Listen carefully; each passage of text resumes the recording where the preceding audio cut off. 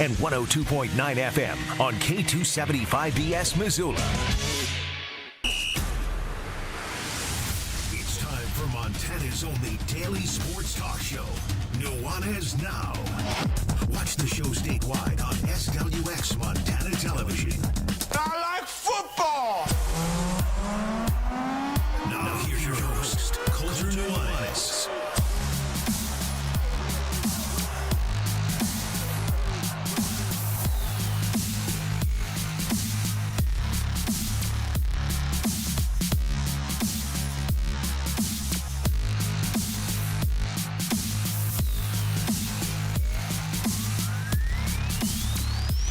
Down goes Goliath. How about that? Welcome in. Nuanez Now, ESPN Radio, SWX Montana Television, and the ESPN MT app. Coulter Nuanez coming to you through the Grizzly Disposal Studio here at the Missoula Broadcasting Company.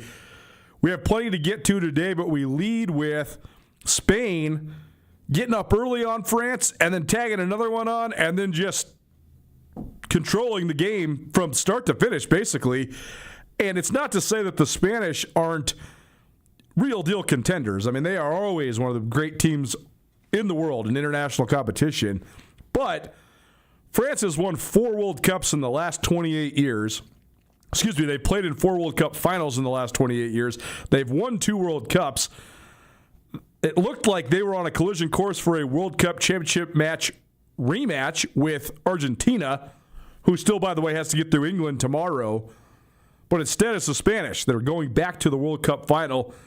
And Spain, this Spain team's so hot. I don't know, man. I thought coming into this Final Four, I would have handicapped it as France as the slight favorite to win the whole thing, right ahead of Argentina. But Argentina had that mental edge over France because they had beaten them in the last World Cup. And you have this sort of this poetic story of Lionel Messi playing in probably his final World Cup, leading the Argentinians. And then I would have had Spain third and England fourth. But after today, when you beat the number 1 team in the world like that and you shut them out, I don't really know what else to say. Spain might have to jump to the top of my list. So we'll talk a little bit more about this World Cup. I also have some thoughts on Wimbledon. Jannik Sinner won Wimbledon, and he is off to a great start in his young tennis career, and yet he is not on the top of the mind or the tip of the tongue of the vast majority of people that cover sports, at least in this country. So I want to have a conversation just about why. Yesterday we promised you Rick Ogle, Montana Pro Football Hall of Fame induction speech, and we ran out of time, so we'll play that for you today. Ogle is an outstanding former athlete. He was a great football, basketball, and baseball player in Bozeman in the early 1960s. He could have gone professional in baseball, but he ended up going to Colorado instead, and then he ended up playing the NFL in the early 1970s, and he had a really interesting speech just about what it's like to be an underdog coming out of Montana and how do you make it at the highest level. We also got our latest Treasure State stars. Yesterday, the All-Americans list dropped. Today, the finalists, or I guess the semifinalists, the watch list, as it were, for the Buck Buchanan Award and the Walter Payton Award came out. And there is a collection of Montana Grizzlies and Montana State Bobcats on those lists. We also have our latest Treasure State stars, including those honorees, as well as a new wide receivers coach for the Montana Grizzlies. We reported it several months ago, but it's become officially official. And that's all just in hour number 1. Hour number 2, we'll talk some college football. And we'll also, this is a little bit non-sports related, but I think it's a really cool thing that's going on here in Missoula, and I just wanted to help promote it. I think the humanities are important. I think literature and writing, poetry, I think it's what makes human culture vibrant. And I think that it's important to have intellectual thinking and critical thinking within the scope of society. And the way we've gone down the path in terms of higher education and just the dominance of capitalism and money, I think some of that stuff maybe it's not lost, but it's getting diminished a little bit. There's this awesome festival going on in Missoula. It starts tomorrow with a couple films being shown at the Roxy. And then Thursday through Saturday, there's all sorts of panels, discussion panels, workshops for writers of all sorts. But this is a heavily Native American-driven festival, and it's the James Welch Literary Festival. James Welch, the famed author from Montana. If you grew up in Montana, went to high school in Montana, I'm not sure if it's still part of the curriculum, but I'm imagining that it is. Fool's Crow was a staple in Montana high schools. That's by James Welch. His other very famous book, Winter in the Blood, is one of my favorite books ever. I think it's one of the greatest encapsulations of what it's like to live in a small Montana town on the High Line in the middle of winter. I think it's as chilling of a book as you'll find out there, and I love those two books. It's really cool that they're doing this festival to honor a great man in James Welch, who passed away a while ago, but is certainly one of the most prominent authors and certainly one of the most prominent Native American authors in this country. And this would be a cool deal. It's free to the public. So I interviewed Sterling Holy White Mountain, who is one of the people that is spearheading and sort of facilitating this cool festival. I know there's not much of a sports angle there, but I like to talk about stuff that's happening in the community, especially when it's stuff that resonates with me, and this certainly does. So I actually interviewed him to help chip in with the folks on the trail. We got a couple people they're in and out. People at Missoula Broadcasting Company have a lot of roles. We have a lot of jobs to take care of, and certainly several of the people at the trail have more jobs than me. So I had a promotional schedule for this festival, and I wanted to help promote it. And so we're going to play that interview here about 5:30 on this show. So that's what's coming up. Nuanez Now, 102.9 ESPN Radio. You want to stream the show? You always can. 1029ESPN.com. You can also find us on the ESPN MT app. Find us on YouTube. Find us on Facebook. And find us on Twitch. And if you'd like to be a part of the show, 406-888-1029. That's 888-1029. Call it, text it. Let us know what you want us to talk about. Spain, dominant today against the team that has been as physically dominant as pretty much anybody that the international soccer scene has observed over these last, I would say, 10 years. France was not necessarily one of those traditional international powers during sort of the rise of soccer. The World Cup started in 1930, but certainly the rise of soccer probably in the 60s and 70s. Certainly then in the 80s when Argentina, led by Diego Maradona, won the World Cup. That was a huge moment. When the World Cup came to America in 1994, it was another watershed moment. But even then, it was Brazil and Italy and Spain and Germany and some of these other European countries that were dominant. And France was competitive, but nowhere near what they then became. They played in the World Cup final in 1998. They've then subsequently played in 4 out of the last 7 World Cup finals, and they won the World Cup 2 World Cups ago. So, and the French have done it with a very physically imposing style.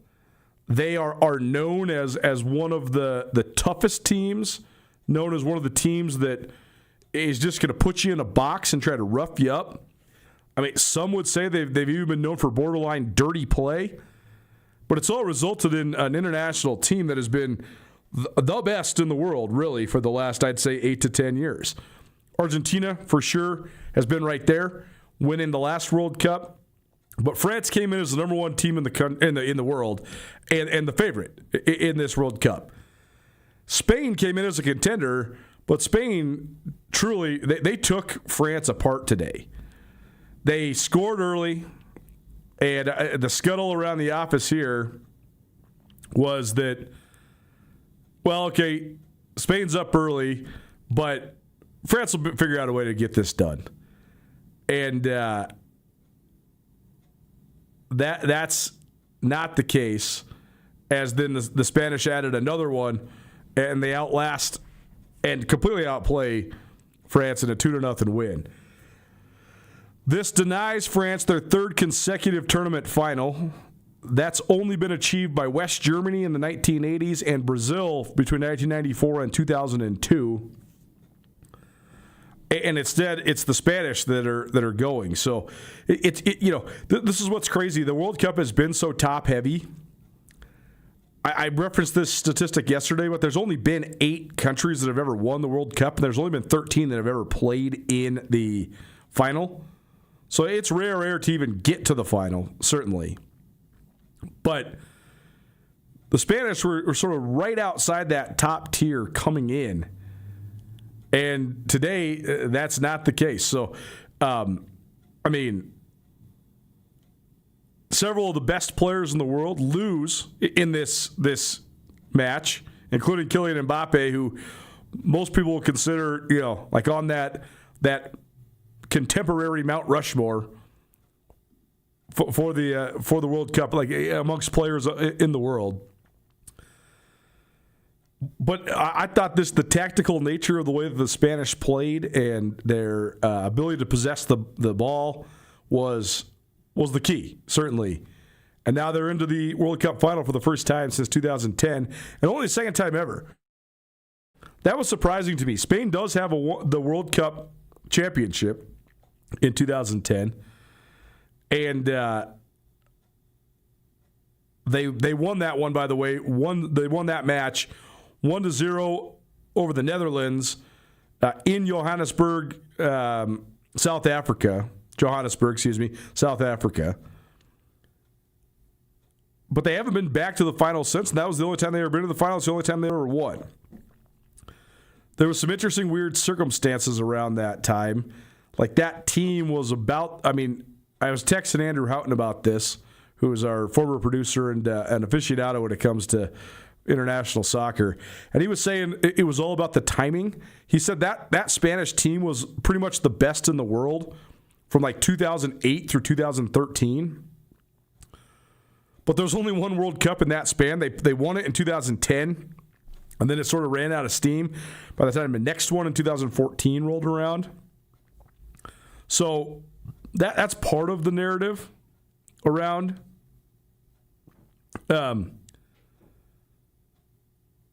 just the legacy of the Spanish international team. But now it's going to be fascinating to see who awaits, right? And on one hand, I think that the English getting back there, England and Argentina play tomorrow at 1 p.m. England getting back there for the first time since 1966 would be crazy. I think that there would be tremendous fanfare around that.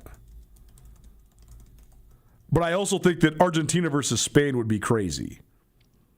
Because Lionel Messi, again, he has not proclaimed this is his last World Cup, but it's likely his last World Cup. Argentina is the defending champions. They would be in the mix to win their 4th World Cup, which would bring them into rare air. And also, Messi played the formative part of his professional career in Spain. So there's all those crossovers. I'm sure there's plenty of guys on Spain that have experience with and against Messi outside of the World Cup. I'm sure there's plenty of players on Argentina that have experience with the Spain players as well. So that would be quite a World Cup final match. And interested to see what happens tomorrow, because I that's what makes, to me, as we've talked about this on the show a lot if you follow along. I know that it's commonplace and the more common stance to be someone that roots on underdogs. I am not an underdog guy. I am an elitist. I like dynasties. I like elites. I like to know that what I'm watching is the pursuit of greatness, and not just greatness, but perhaps in the argument for the greatest ever.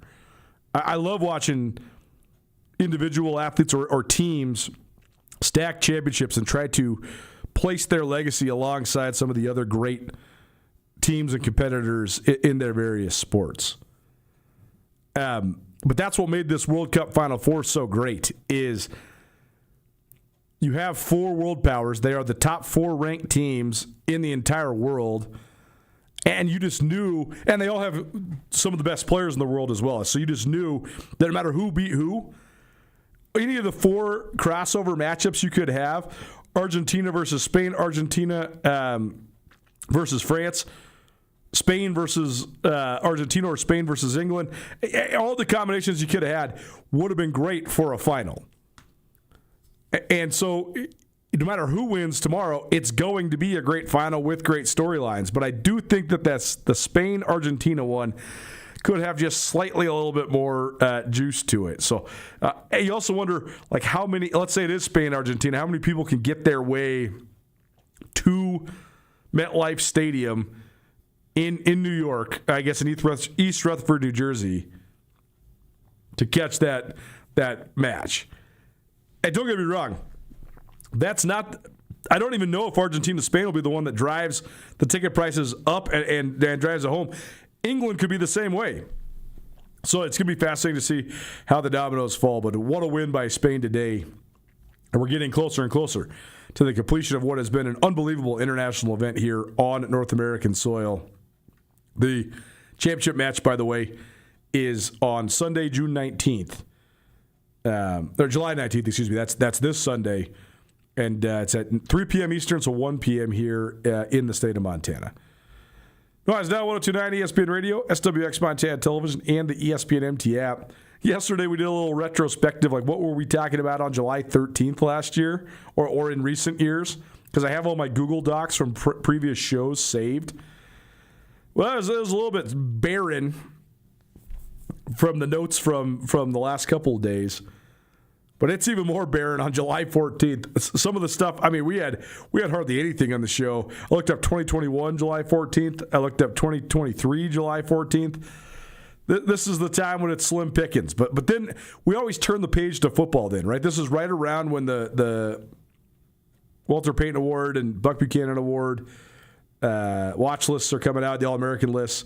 This is like the last week where it's a little bit dull, the Major League Baseball All-Star break, and then bam, we turn the page. But certain things we were talking about last year around this time, Grizz soccer, which that storyline has been totally trumped at the University of Montana because of, I guess, probably 3 things, but mostly Bobby Hauck's pseudo-retirement into his departure to Illinois, and then the hiring of Bobby Kennedy to coach football.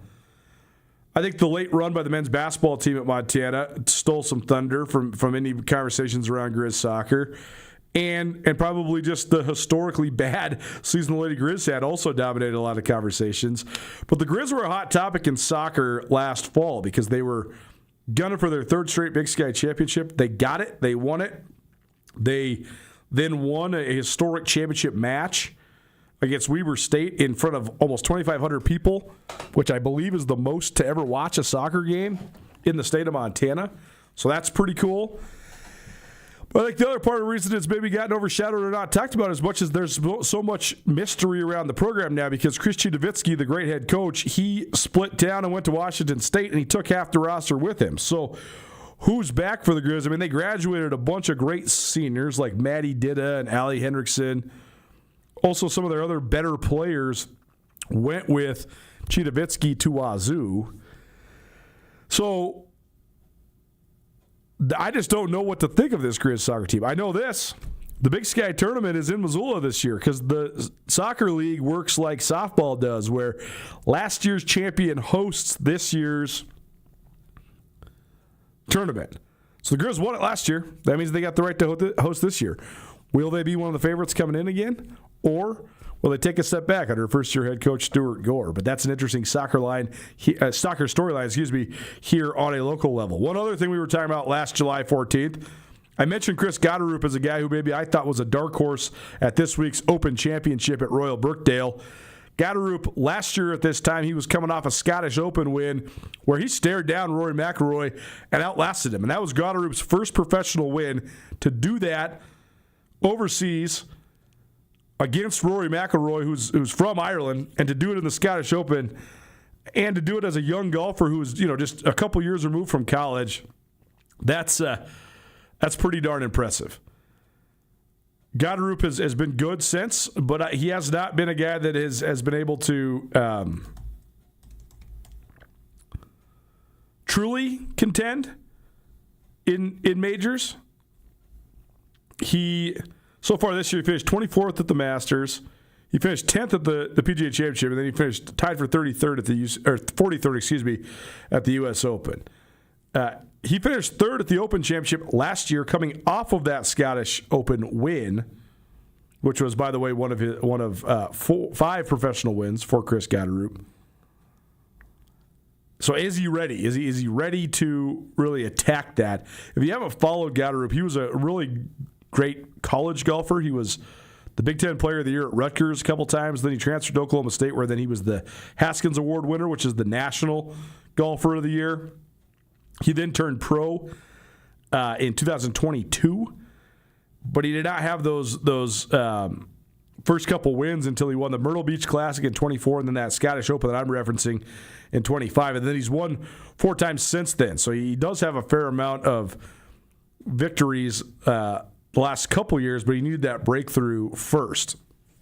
So just interesting that I was talking about him last year at this time, and then he went out and his best finish in a major was at the Open Championship right after his Scottish Open win. So I don't know if that bodes well for this week or not, but I like Gatterup's game, and I think he's a guy that's going to be in the mix, certainly. Other things we were talking about a year ago today,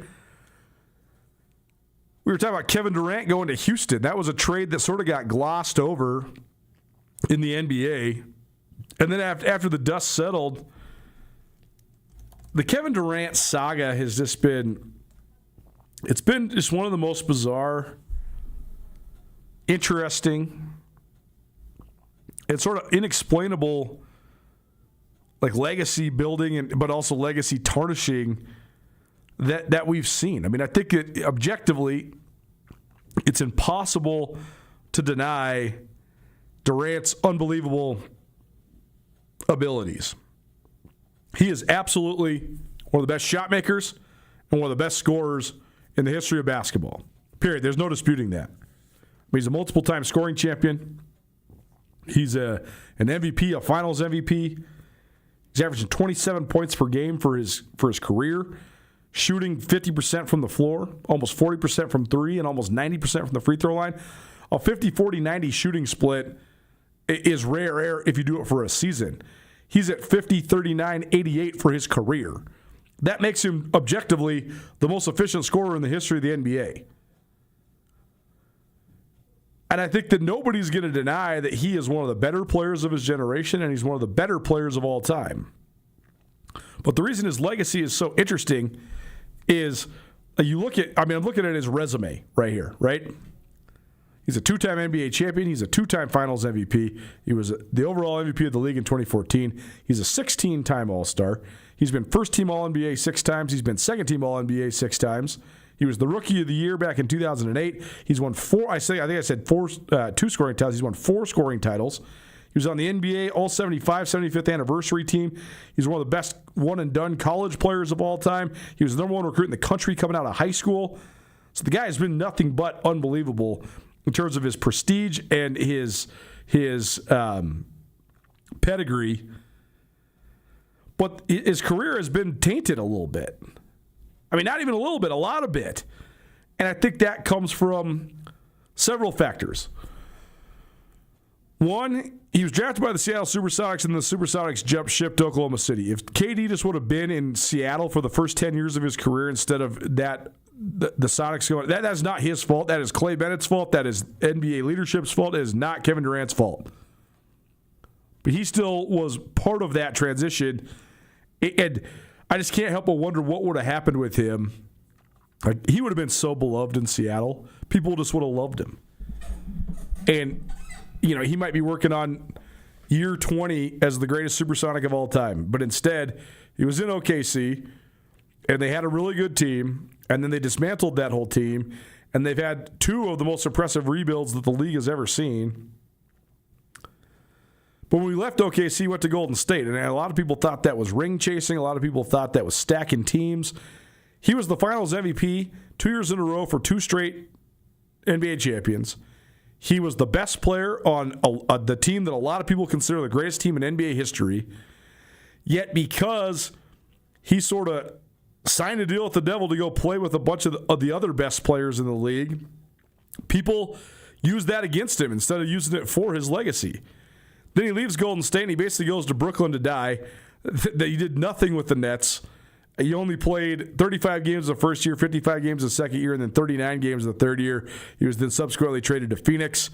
In Phoenix, he was pretty good, but then last year in Houston, I mean, his stats look the same as they've always looked. He averaged 27 points per game. He shot 52% from the field, but the Rockets went from the 2 seed to the 5 seed, and then by the end of the playoffs, I mean, they basically just dipped out against the Lakers. They looked like they didn't even want to be around each other. And fair or not, a lot of people blame that on Kevin Durant. So it's been a weird deal because I think if you just saw, if you didn't have a name, you didn't have a face attached to just this resume that I'm looking at right here, and you had all these championships and first-team All-NBAs and all this stuff, scoring titles, you'd say this guy's one of the 10 or 15 or 20 best players of all time, right? He's in the top 50 somewhere. He's probably in the top 30 somewhere. But he suffers from like the same thing that ailed Shaquille O'Neal as well. Like Shaq is considered an all-time great. But Shaq has 1 MVP and 4 rings. And when you look at Shaq, you think to yourself, how does that guy not have 10 MVPs and 10 rings? Right? It's the Wilt Chamberlain syndrome too. Like Wilt Chamberlain is the most prolific statistical player in the history of pro team sports in America. Yet he couldn't beat Bill Russell. Most of the time, he couldn't get over the top against Kareem Abdul-Jabbar. So winning overshadows everything in basketball. But Durant's won at a high level, too. He's got a couple rings. But he's also got that thing where you wonder, like, what could have been? Because he's so great, but you also wonder, could he have been even better? It's an interesting thing to analyze. Nuanez Now, 102.9 ESPN Radio.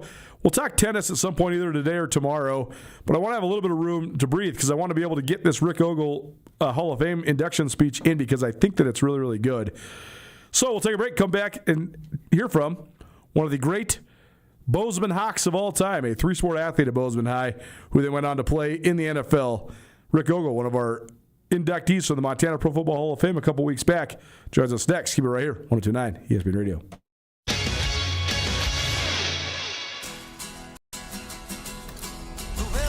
Around here, we see a lot of people head out. No matter where they're going, we just make sure they're ready. Before you hit the road, get a pre-trip safety check at Les Schwab Tires. It's free. Plus, this May, save up to $200 on select sets of 4 tires. If we can't guarantee it, we won't sell it. At Shields, we're anglers, endlessly seeking and refining techniques. We're hunters and storytellers because we've been out there. We're experts that put products and gear to the test so we can share that knowledge with you. At Shields, we understand your outdoor journey and the path you're on because we walk it too, every step of the way. Shields, right there with you. Mountain Town Vacation Rental Management, your local partner for vacation rental success. We provide a fully customized hosting experience tailored to your needs and goals. Your home is listed on every major site, helping you maximize visibility and bookings. And our local team is available 24/7 to handle guest needs and booking inquiries. Let us take the stress out of managing your vacation home. Contact us today at mountaintownvrm.com or give us a call at 406-369-3080.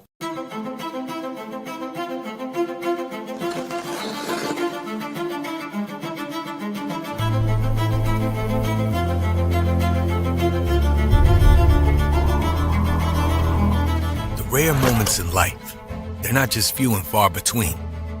They're meant to be treasured.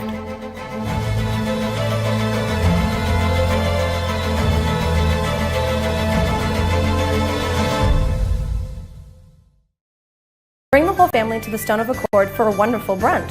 From traditional comfort food to eclectic specials, there's something for everyone to enjoy. And it wouldn't be a proper Missoula brunch without an Irish coffee and a mimosa. The Stone of Accord, Irish fare with Montana flair. Restaurant, liquor store, and casino. At the Stone of Accord, we use the freshest ingredients to create our homemade traditional Irish classics, fresh salads, and creative specials. Come enjoy our warm, family-friendly atmosphere. The Stone of Accord, Irish fare with Montana flair. Restaurant, liquor store, and casino.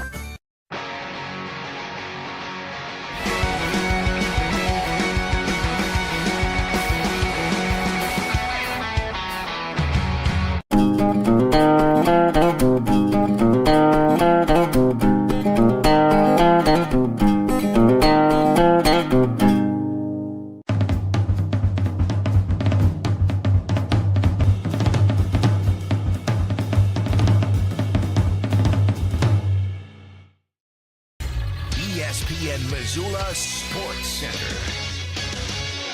The Montana and Montana State football teams combined to place 11 players on the Stats Perform FCS preseason All-America team, which was released Monday. Hello, I am Hayden Smith. The Bobcats led all FCS programs with 8 selections on the team, which featured 101 players representing 53 schools from all 13 conferences. Montana had 3 selections, while the Big Sky Conference as a whole placed 23 players on the preseason All-America squad. Montana State had 5 first-team honorees: Missoula native running back Adam Jones, offensive lineman Titan Fleischman, Billings product and defensive back Caden Dowler, place kicker Miles Sandstead, and all-purpose standout Taco Dowler of Billings. The Bobcats also landed 3 additional players on the team. Quarterback Justin Lamson earned second-team honors, while Great Falls native linebacker Cole Taylor and defensive back Taden Gray were both named to the third team. Montana's first-team selections were running back Eli Gilman and linebacker Peyton Wing, while quarterback Kaylee Ayat earned a spot on the second team. Other Big Sky Conference first-team selections included UC Davis wide receiver Samuel Batu Jr., Idaho State offensive lineman striker Rashid, Cal Poly linebacker Mikey Diamanto, and UC Davis defensive back Rex Connors. Second-team honorees from the Big Sky included UC Davis tight end Winston Williams, Eastern Washington defensive back Jalen Jenkins, and Northern Colorado long snapper Maddox Boughton. The third team included Idaho State running back Dason Brooks, Idaho State wide receiver Chedon James, Eastern Washington defensive lineman Isaiah Perez, UC Davis linebacker Porter Connors, Cal Poly linebacker Kenny Olson, and Utah Tech punter Ryan Marks. This ESPN Missoula Sports Center is presented by Canyon River Golf Club. It's Nuanez Now on 102.9 ESPN Missoula. Watch the show statewide on SWX Montana Television.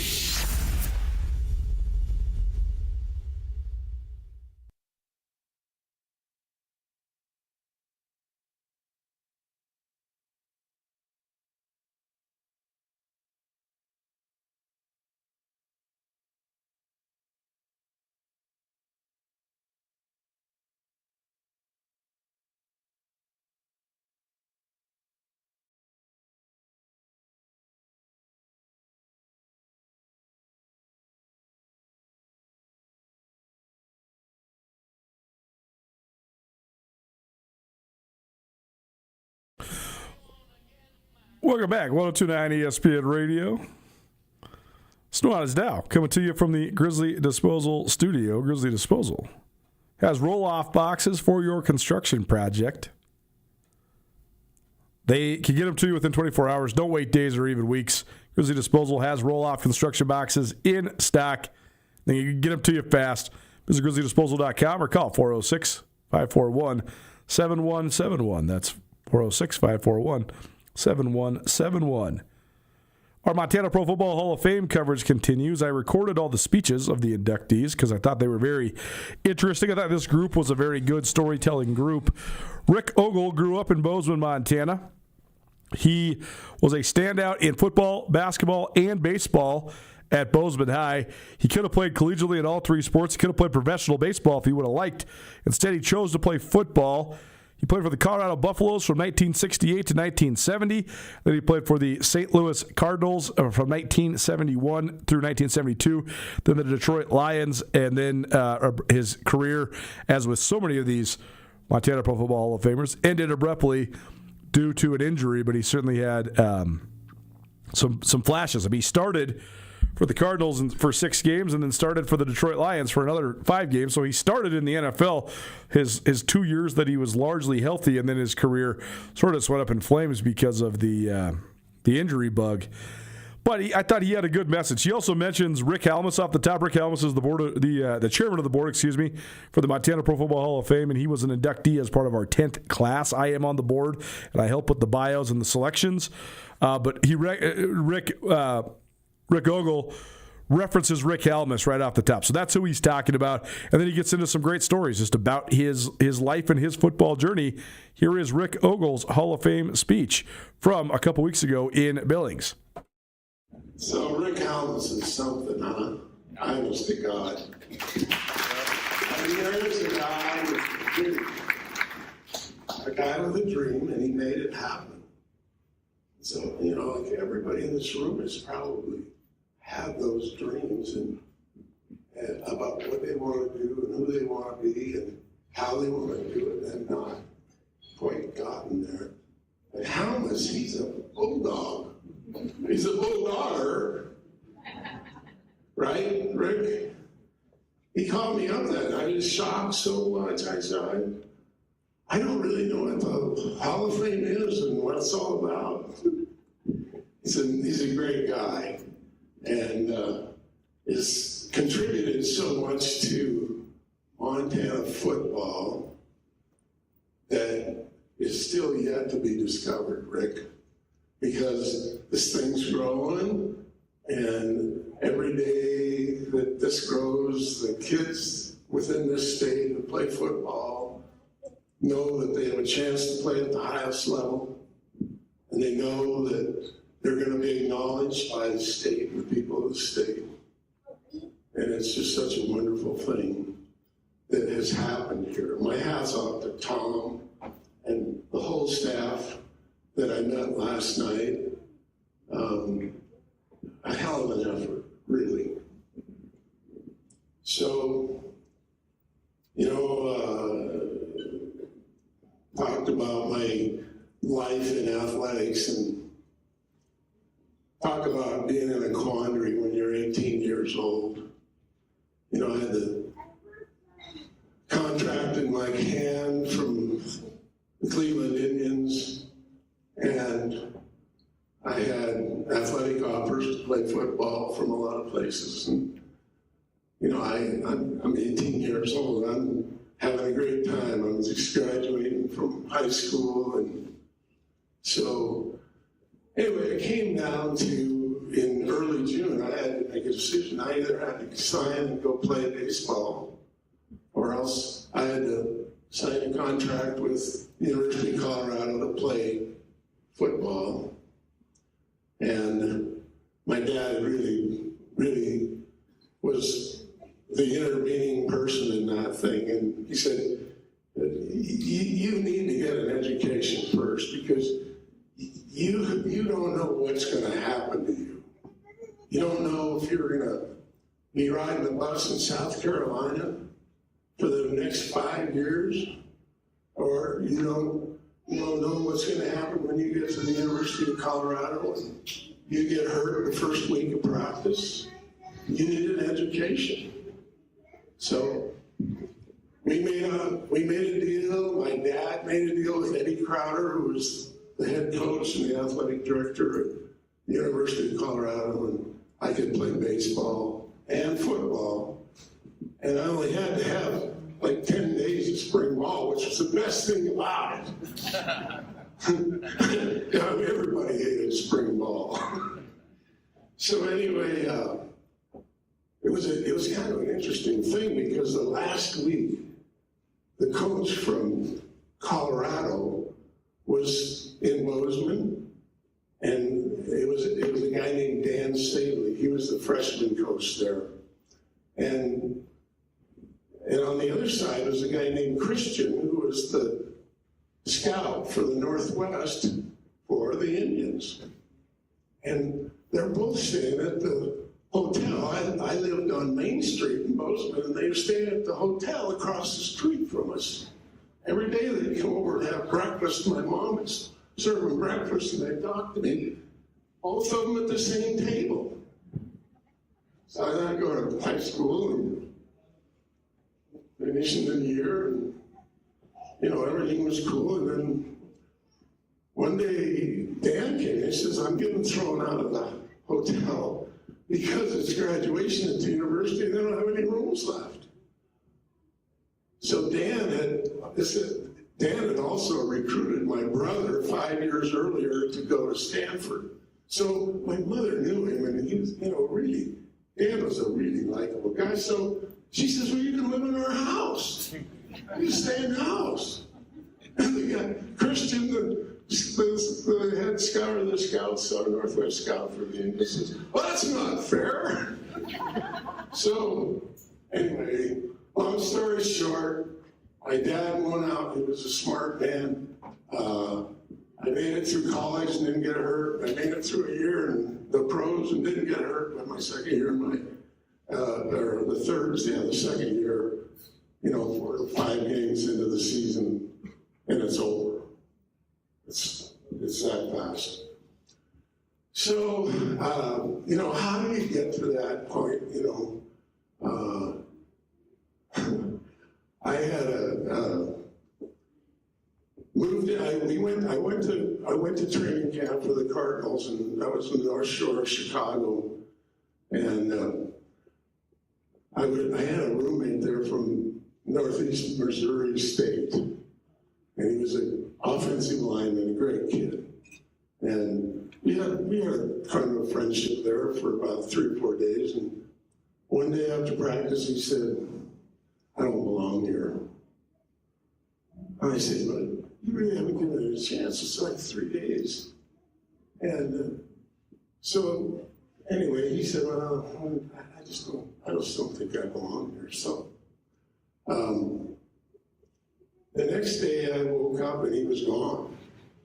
And he left me a note. He said, please send my cleats to my house. He's a great kid. And I felt so bad for him but he knew that he was at a level that was beyond what he was capable of playing at. And so he was gone, and I was in my room alone for like 8 or 10 days. Well, in those days, the college, they had a college all-star game against the winner of the NFL regular season, and it was a preseason game. It was the game that kicked off the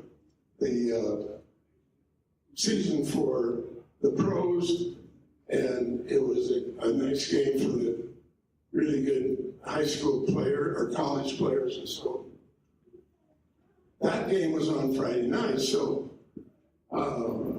I wake up on Saturday morning in camp, and the biggest human being I've ever seen is in the other bed. And I get up and I look at this guy, and I look at his fingers and his feet, and he's sleeping and he's snoring because he played in the college all-star game, and I'm sure they had a beer afterwards. So anyway, I went to breakfast because he didn't wake up, and I come back and it's none other than Dan Deerdorf, one of the greatest players in the NFL, and he's my roommate, and we hit it off great. But I was not confident really at all that I was going to make an NFL team. But Dan is the guy that really kind of got me over the hump, because he believed and he said, "You're playing great. You're going to be fine. You're going to make this team." And I stuck with it, and I stayed in, and I made it to the end. And I didn't make the team, but I stayed on as a taxi squad member, they called it in those days. And it was like 5 weeks after that, and I was brought up to the team, and I started the last half of the season. So it was a great deal. But I owe a lot of that success to Dan Deerdorf, because he taught me through that. I mean, he had great confidence. He knew he was going to make the team. He was a second-round draft choice.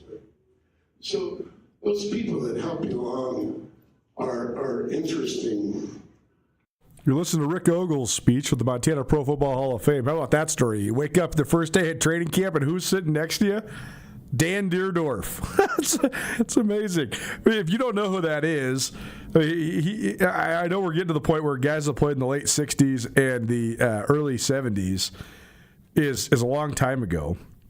But Dan Deerdorf was considered one of the great offensive linemen in pro football in the 1970s through the 1980s. He's on the NFL All-Decade team. And then he went on to have a very prominent broadcasting career as well, which made him probably even more famous than when he was a player in the 70s and the 80s. That's a pretty amazing story from Rick Ogle, waking up next to Dan Deerdorf. To finish the end of this, Rick Ogle has a great message about guys that come out of the state of Montana. It is Nuanez Now, 102.9 ESPN Radio. Here's just the last, 5 or 6 minutes of that induction speech from the now recent Montana Pro Football Hall of Fame inductee, Rick Ogle.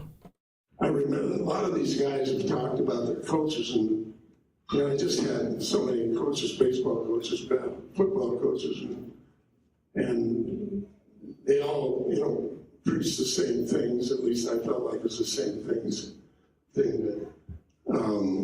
I do remember one statement that was made to me when I first showed up at the University of Colorado, and it was by our linebacker coach, and I was at practice, and he said, Steve Sidwell was his name. He was like the defensive coordinator for the New England Patriots for 10 years or longer. Great guy. He said, Oaks, I'm going to tell you something. They didn't screw you up in Bozeman because they didn't teach you a damn thing. So we made it through. I wanted to introduce all of my immediate family is right here at this table, and I'm so proud and happy to have them here. My son Chris, who's a Bobcat, played for the Bobcats, and his daughter Olympia, and his son Barron, and my daughter Ashley, and Lisa and Dean, and Winston, and Nora, and my wife of 56 years, Bobby. Wow.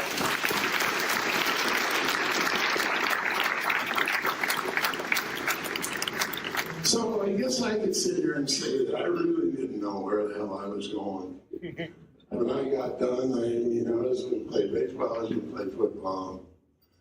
But I ended up playing football. And one of the great things that happened that first year, a couple of things, but in preseason, we went to Kansas City, and they tried to have us play Kansas City at least in a regular season game or a preseason game. It's kind of an interstate, kind of a Bobcat Grizzly game.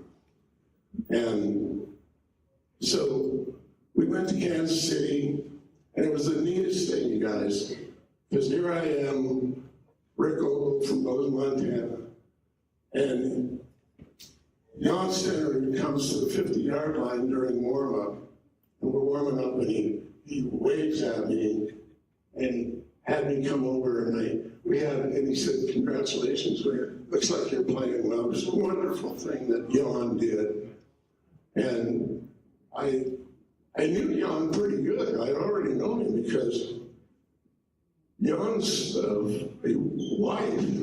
eventual wife, was my sister's best friend. So he was over at my house, and I was like in the 8th grade. I knew who Jan Stenner was. And I watched him kick his 59-yard field goal.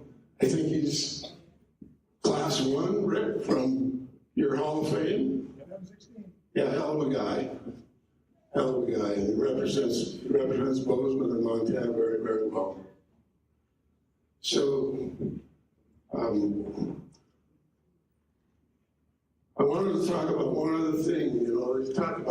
This is talking about the NFL, like with Jan. And that was the opening of Arrowhead Stadium. That was the very first game played in Arrowhead Stadium. And I'm so old that most of the stadiums that I played in have been replaced twice. And Arrowhead, they're still playing in it. It's something to say, but I think they are going to build a new stadium. So, another thing that interesting thing that happened to me my rookie year is we went into play the New York Giants in New York, which I was really jacked about because it was the original Yankee Stadium. And I'm a baseball player. I really was a baseball player at heart, but I turned into a football player, I guess. But I was so jacked to go and play in Yankee Stadium and see what that was all about. And so we got there. I talked to the coach. I said, I'd really like to go out and look at the Memorial Park in center field. He said, no problem. You should have plenty of time. So I got there and I went out to Memorial Park, and all these guys, all these names are out there.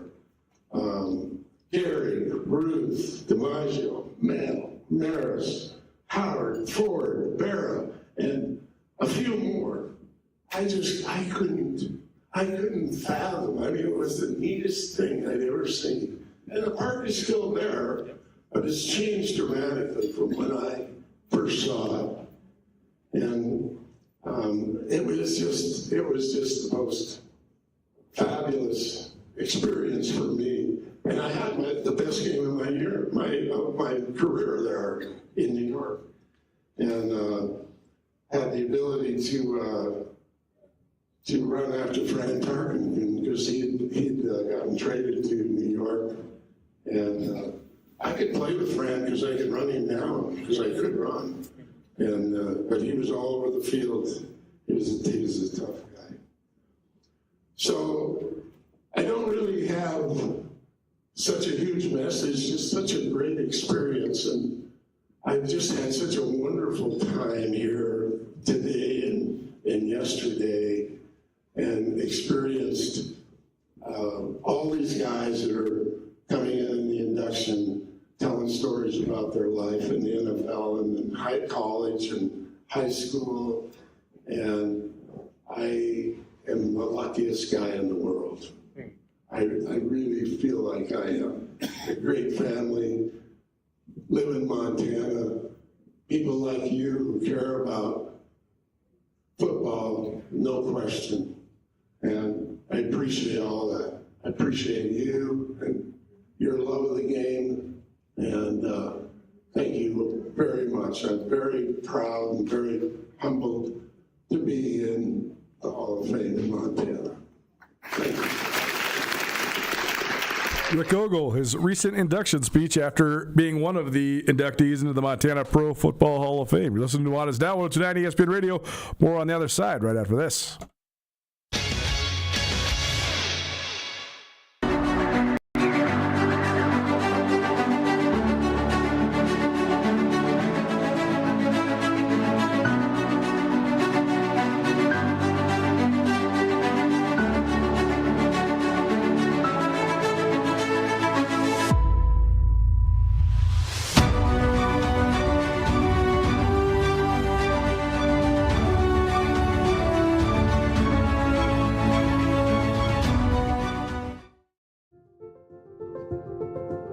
Life can change in an instant.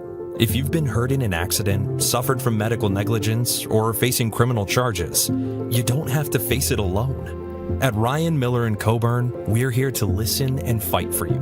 We're your neighbors, traveling across Montana to stand by your side as your link to justice. Real people, real help, right here in Montana. Ryan Miller & Coburn, your Montana attorneys.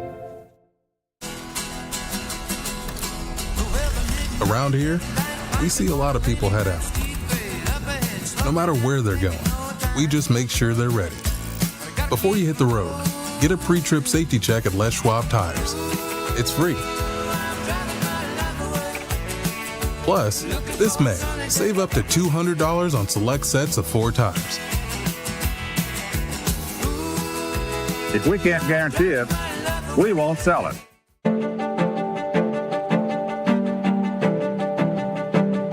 Life's about the journey, not the destination, right? Why can't it be about both?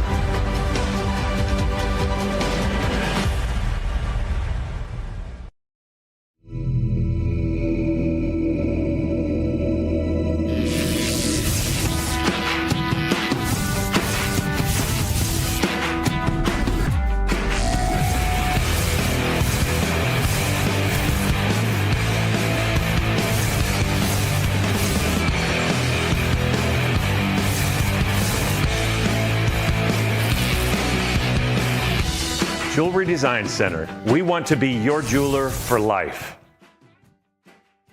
Nuanez Now on 102.9 ESPN Radio Missoula.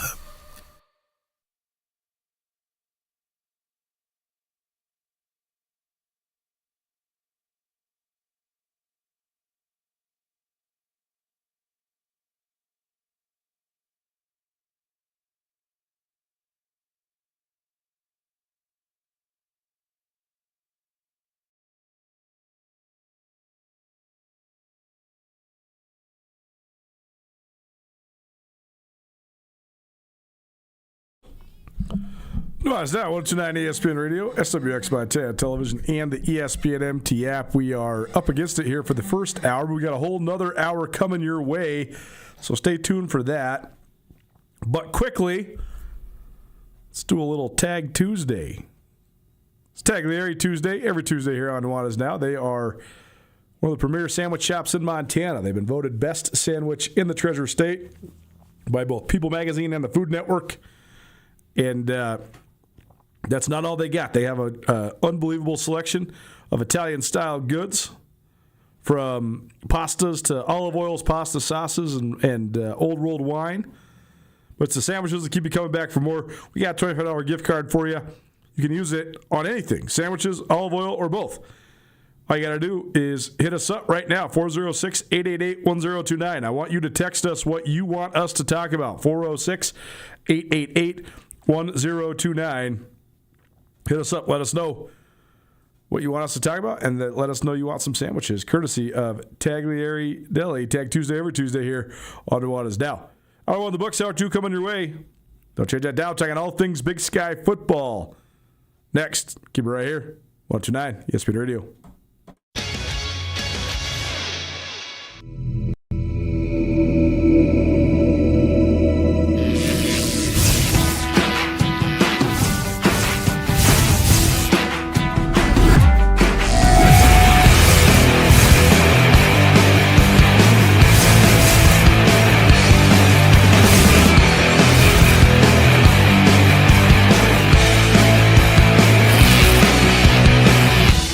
Jewelry Design Center. We want to be your jeweler for life.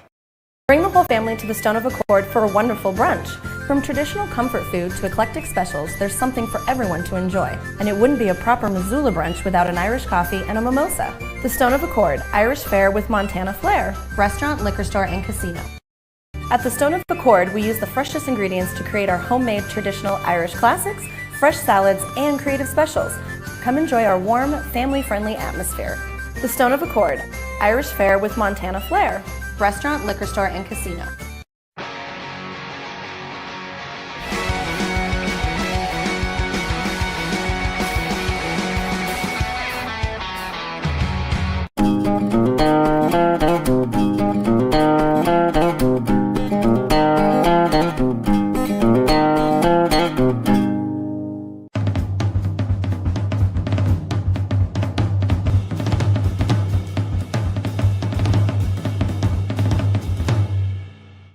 In honor of our Green Nation's 250th anniversary, Mattress Firm is having its biggest 4th of July sale ever. The entire lineup of top-rated mattress brands are on sale with prices starting at $149 up to top-of-the-line mattresses with lifetime warranties. Get the sleep you deserve with payments starting at $39 a month. Mattress Firm has pillows, sheets, adjustable bases, all on sale too during their biggest 4th of July sale ever. Locally owned and nationally known Mattress Firm. Mattress Firm, where it's easy to get a great night's sleep.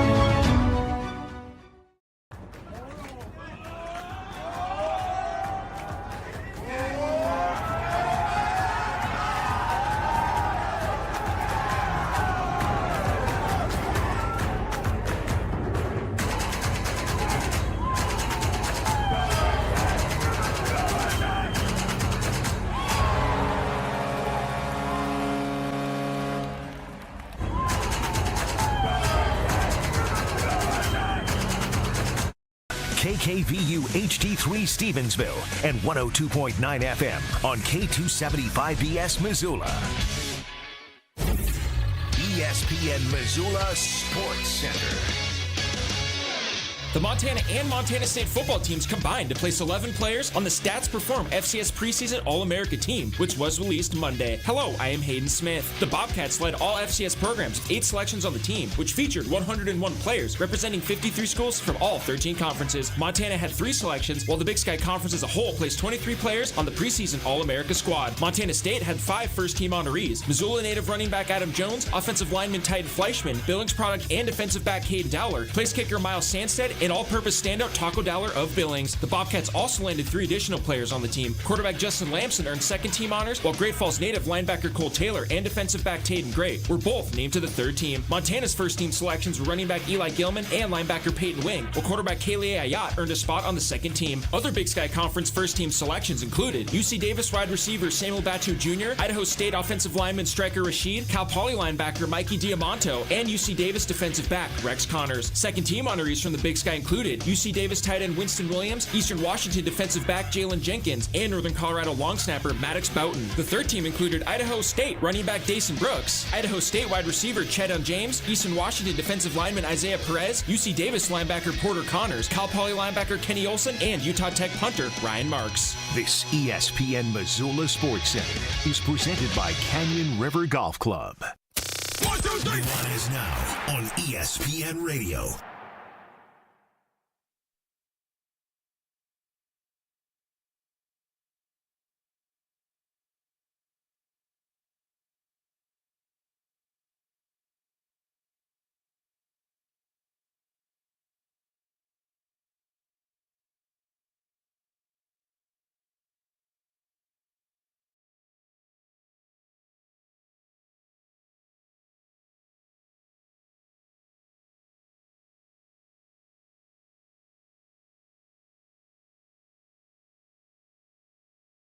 I've been saying for several years that I wish the Cold War kids would come to Missoula.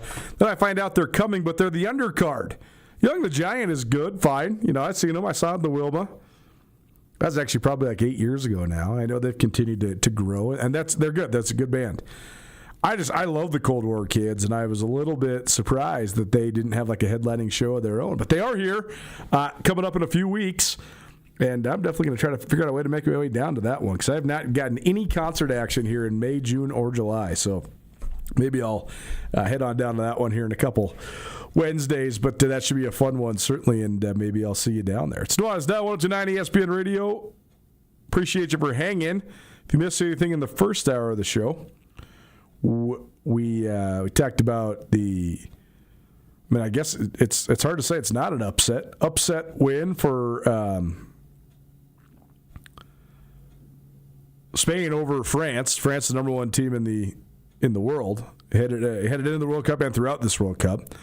We also talked about Rick Ogle getting inducted in the Montana Pro Football Hall of Fame. Gave you some free Taglieri, and also talked about some reminiscing of past July 15th shows here. I guess July 14th shows here on Nuanez Now. So certainly this is like the time where it's like the last lull before the storm, and then all of a sudden, bam, it's media days, and we're off and running. So we're enjoying it while the downtime lasts, but also very much looking forward to when the downtime ends as well. So that's sort of just the juxtaposition that we always have here this time of year on Nuanez Now.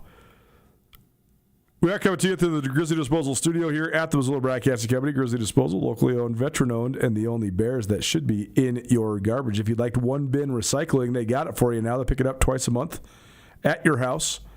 All you have to do is call them, 406-541-7171. Grizzly Disposal, the only bears that should be in your garbage. We're going to talk some Big Sky pressure cooker. We do this every summer here on Nuanez Now. But first, we have some football talk within our Treasure State Stars. We did not get to that in hour number 1, so let's do that real quick. Treasure State Star number 1. The members of the Montana Grizzlies that were named to the various national award watch lists. We gave you the All-Americans yesterday. But the Walter Payton Award watch list, which goes to the Offensive Player of the Year in the FCS, that came out today, as did the Buck Buchanan Award watch list, which is given to the Defensive Player of the Year. There are 7 total players from the state of Montana on these various lists, and 5 of them are on offense, 2 of them from the Grizz. Kaylee Ayat, quarterback for the Grizz, Eli Gilman, running back for the Grizz, both on the Walter Payton Award watch list.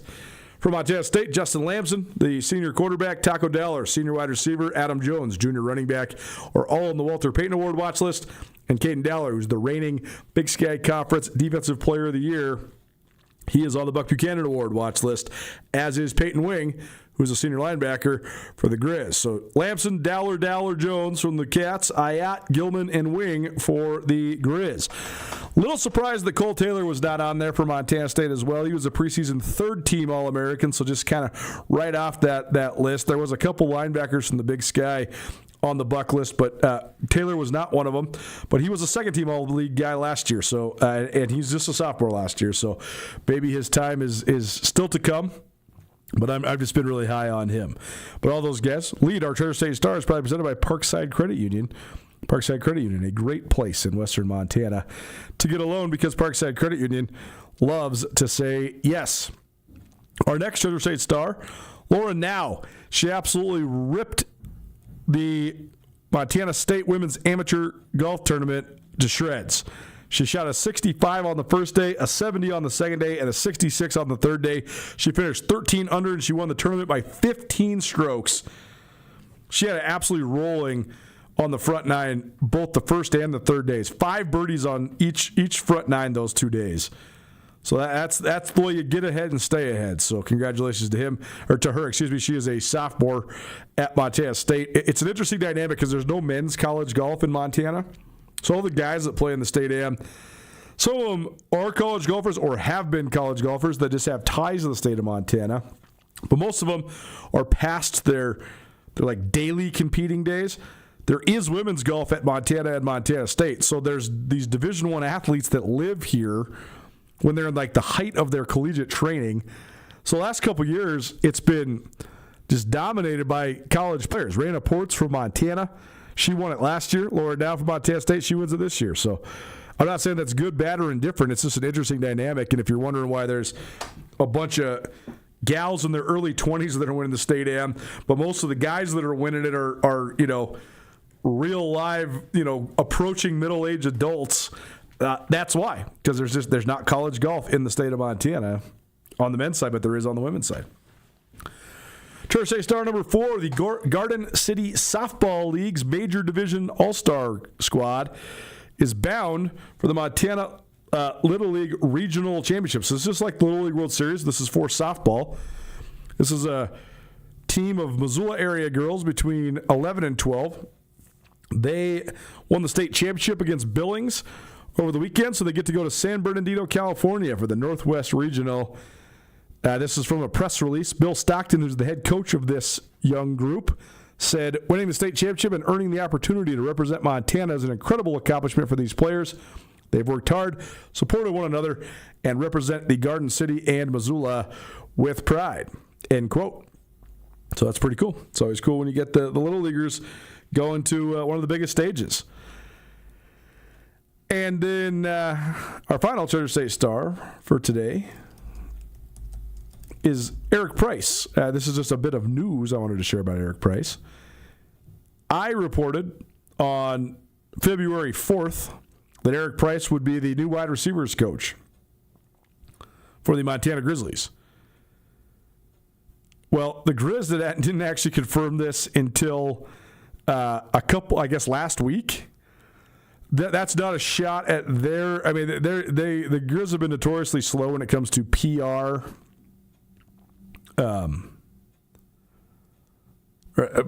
Not public relations, human resources, HR, excuse me. A lot of hires are kind of slow to announce. That's not what I'm saying, though. Eric Price has been coaching in the UFL. So he couldn't actually officially go through his background check and the official hiring until after that season was over. But now here he is, and he's officially the receivers coach for the Grizz. He is well traveled. He is Mike Price's son, which, if you don't know who Mike Price is, Mike Price was the legendary head coach at Washington State during the 90s when Drew Bledsoe was there, Tim Rosenbaugh, Ryan Leaf. And then Mike Price went to Alabama and fell out of favor quickly, got in trouble, got fired there, but then got back on his feet at UTEP. Brett Pease worked for Mike Price at UTEP, as did Eric Price. So Price's resume also includes stops at Hawaii, Miami, Cal Poly, Northern Arizona, the New York Jets, Alabama, UTEP, the Kansas City Chiefs, the University of Memphis Tigers, Tulane, the Jacksonville Jaguars, Penn State, the Houston Gamblers of the UFL, and now Montana. So he's been around Montana. He was the offensive analyst for part of last season, and then he got that UFL gig, and now he's back as the receivers coach. And veteran guy that's worked with Bobby Kennedy in the past, guy with a ton of experience throughout various levels of college football. So I think it's an interesting and good hire, certainly. Church Day Star is probably presented by Parkside Credit Union. Parkside Credit Union, a great place in western Montana to get a loan because Parkside Credit Union loves to say yes. So Andrew Houghton and I cooked up this segment for some summertime conversation a couple years ago.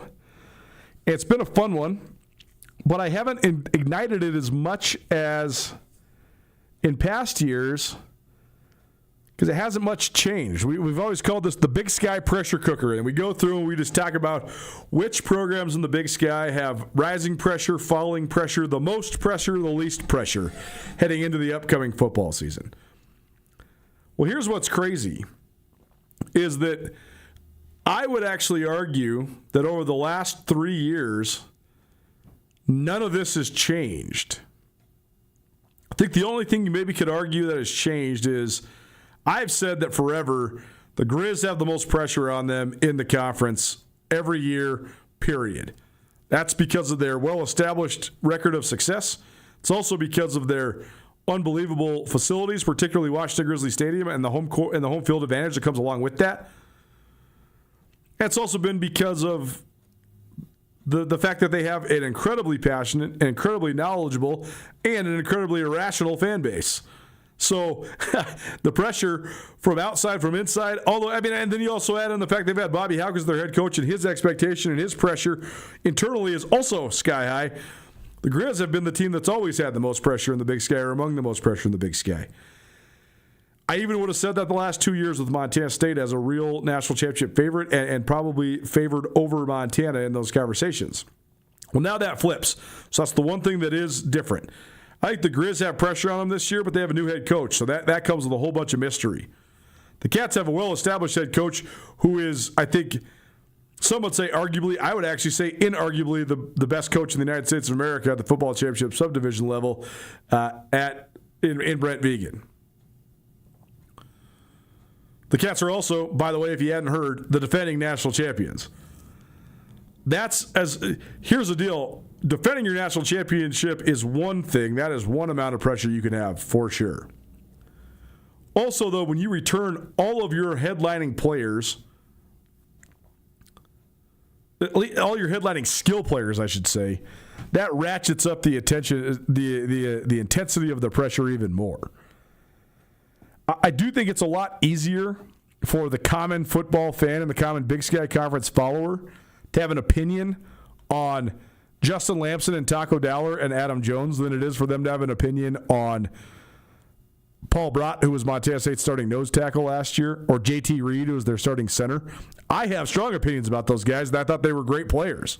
But I know it's harder for the common fan to watch the nose tackle than it is to watch the 1,000-yard rusher like Adam Jones, or the guy that's scoring the game-winning touchdown in the national championship like Taco Dowler, or the quarterback like Justin Lamson who touches the ball on every play.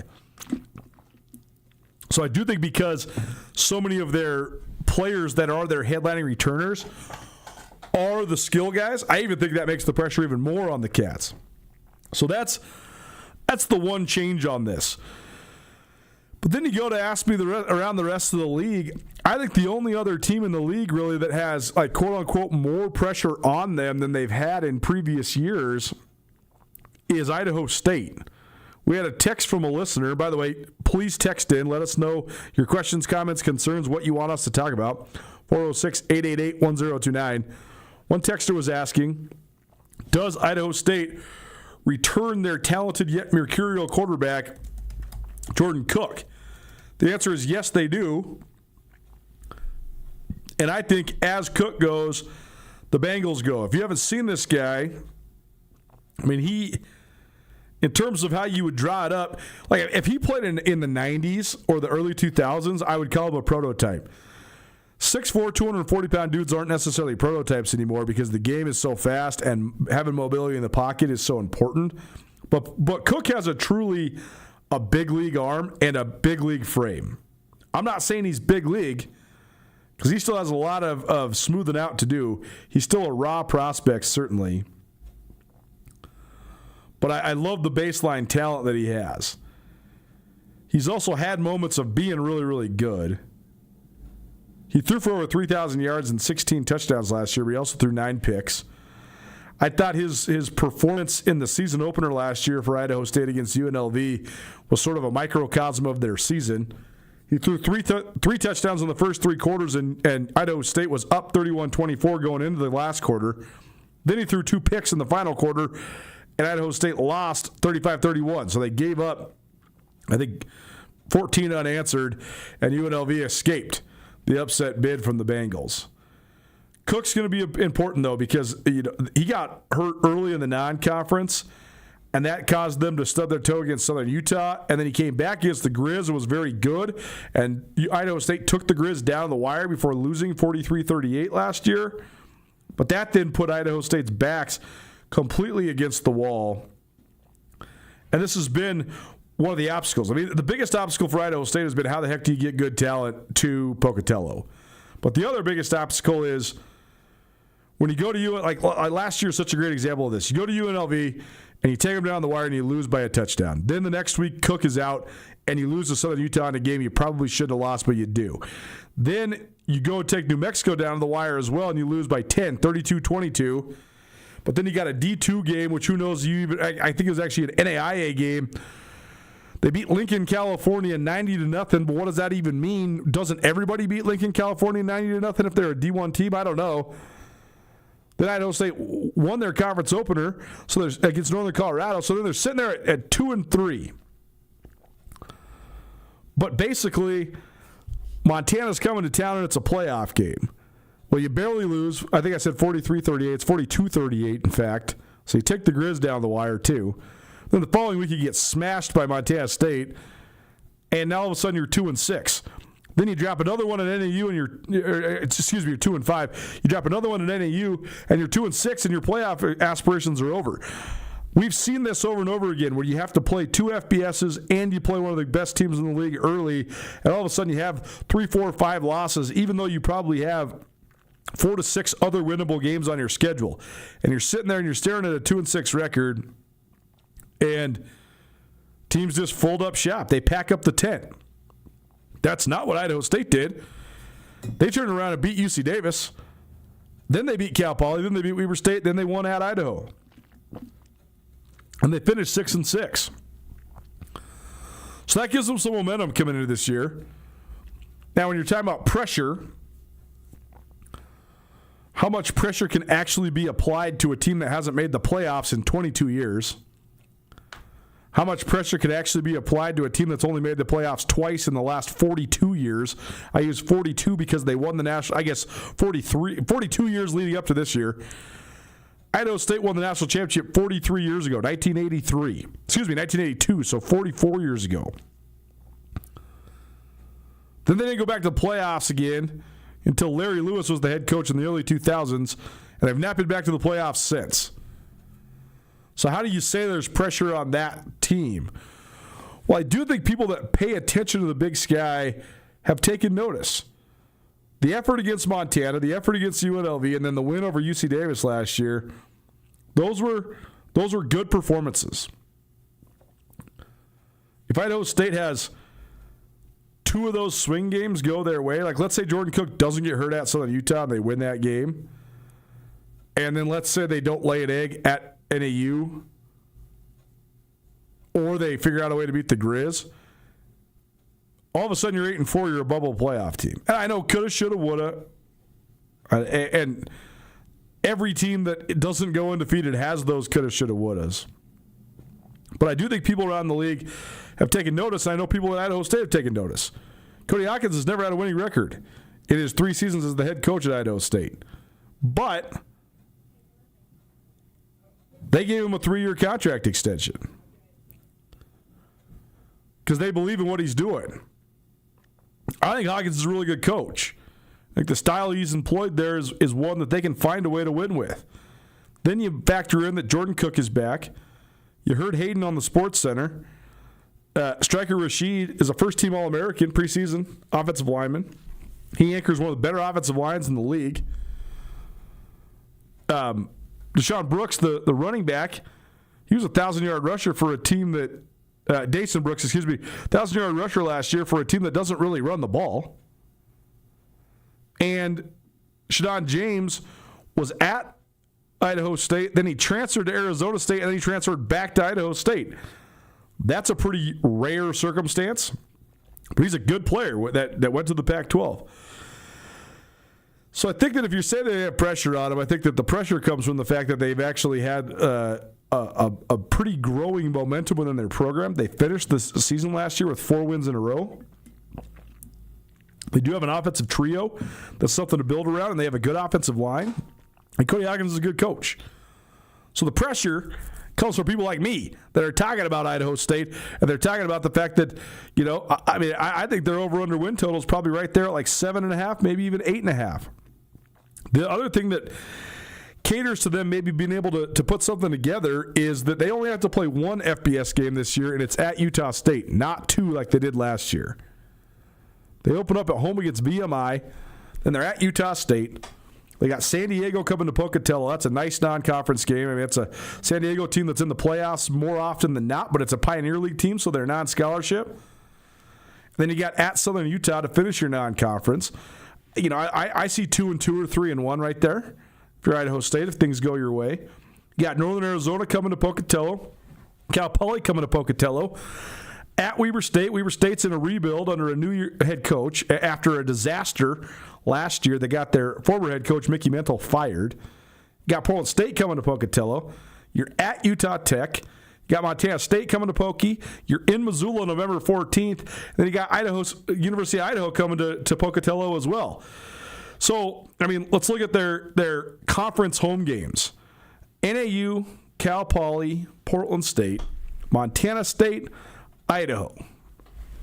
I'm saying Cal Poly, Portland State are certain wins, and I think that you'd put the over-under between the other 3, Northern Arizona, Montana State, and Idaho. I think you'd put those at, like 1.5. So I think your over-under is like at 3.5 for your home games. I think your over-under for your non-conference win totals at 2.5. So that's got you at 6 right there. And then at Utah Tech, at Montana, at Weber State, I think that's probably 1.5 to 2.5. I'm actually going to say 2.5. So you're sitting there, and your over-under win total is pretty easily right at 7.5 or 8.5, just depending on what you think is going to happen at Southern Utah and at Utah Tech. And again, games aren't won on paper, but that's a way easier schedule than Idaho State usually plays. I think that Idaho State definitely could have between 5 and 7 wins when they come to Missoula on November 14th. If they're a 7-3 team, they'll be in the top 25, and that game against Montana will have playoff ramifications on both sides. That'd be cool because it's the last home game of the year for the Grizz in the regular season, and it's a nationally televised game under the lights. So that'd be great for everybody involved if Idaho State was there. But that's the thing I'm getting at is as the season mounts, if the success mounts, the pressure will build for Idaho State. So I do think they have some pressure.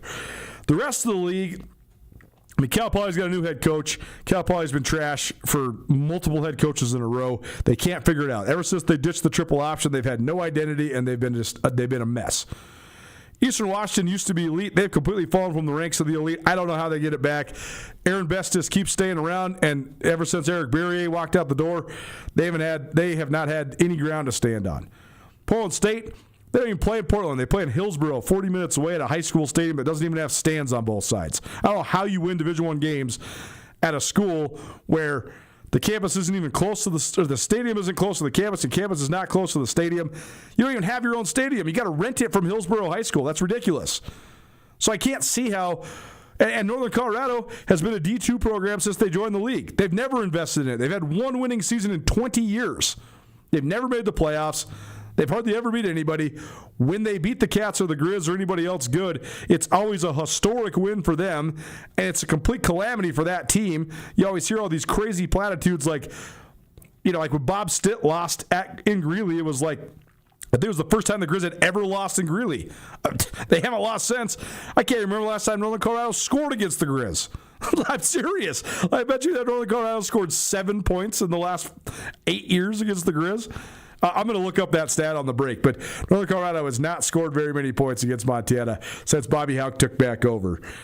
So, I mean, those four, Cal Poly, Northern Colorado, Eastern Washington, Portland State, they have no pressure because how can they even be good? Like, if you're not, we're to the point now in college football where if you don't invest in it, you can't be good. Especially when you were in the league with teams like Montana, Montana State, and UC Davis that are investing in it and are really good. Davis is the other one. I don't know if there's that much pressure on Davis because Davis, they aren't Montana and Montana State. They're sort of just expected to be the third best team in the league. Their quarterback took the money and ran. Caden Pinnock went to Washington State and took a big payday. So they got some grace there because they're having to replace a guy who ditched them and left them high and dry. So even though they have aspirations to be a quarterfinal, semifinal type of team for the third year in a row, I just don't know if they have any pressure on them. Because it's just sort of assumed they're not going to be better than the Cats or the Grizz, but they're just going to be better than everybody else. Idaho's the interesting one. We'll come back to the Vandals maybe a little later on today or tomorrow. But that's sort of the entry point to this Big Sky pressure cooker. Samuel Kim's in Mexico this week, taking a little R&R. I told him he's crazy. I'm like, bro, what? You go to Mexico in February, not July. He's like, bro, I'm from Oklahoma. I love the heat. It's all good. So anyways, hopefully he's enjoyed himself, and he'll be back at it next week. We'll be back at it next week, and then you'll be hearing from that young man quite a bit as we get closer to our Big Sky kickoff and then the debut of football season as well. But more Big Sky pressure cooker coming here in the next couple weeks, and we'll hash this out a little bit more. But that was our Inside the FCS, probably presented by Paradise Falls of Missoula. Paradise Falls serving breakfast, lunch, and dinner 7 days a week. Family friendly, and whatever game you want to watch, they'll have it on for you. Head on down to Paradise Falls, 3621 Brook Street, Paradise Falls, Missoula's coolest hotspot. We're going to talk some literature with a Montana influence next. Keep it right here, 129 ESPN Radio.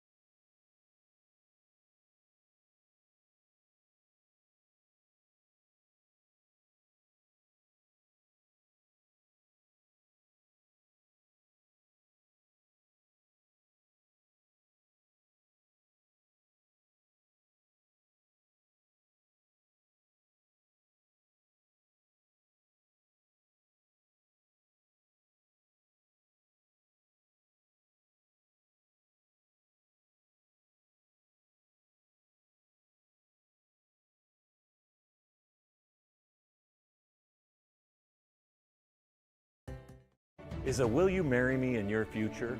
Or maybe you do it all over again. Hi, I'm Brian Toon with Jewelry Design Center, inviting you to come see the largest selection of Will You Marry Me in the state of Montana.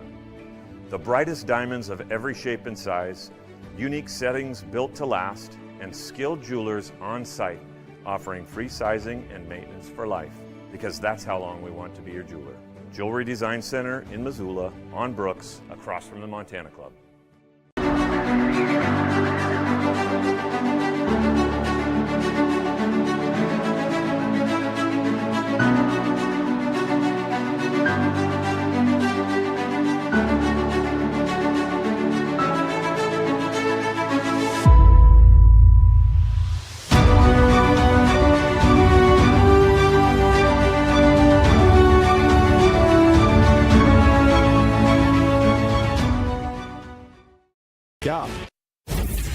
ESPN Missoula Sports Center.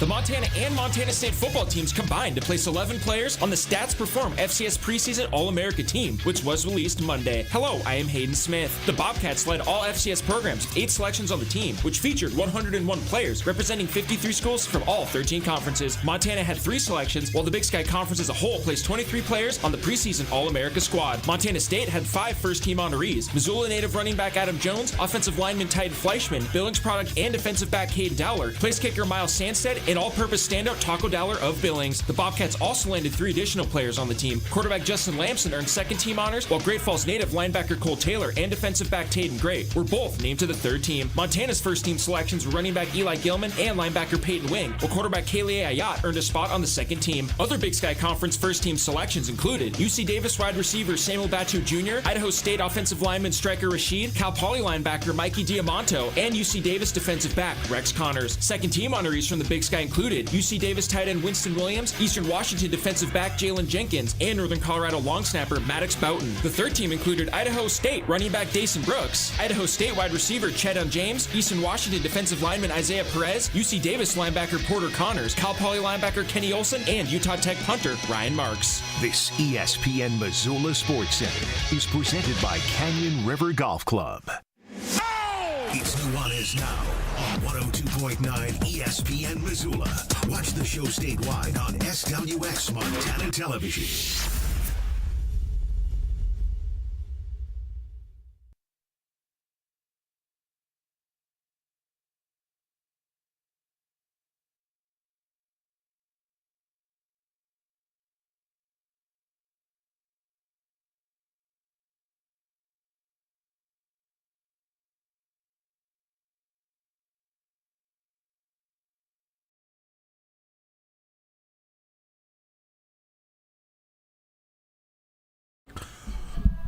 Welcome back.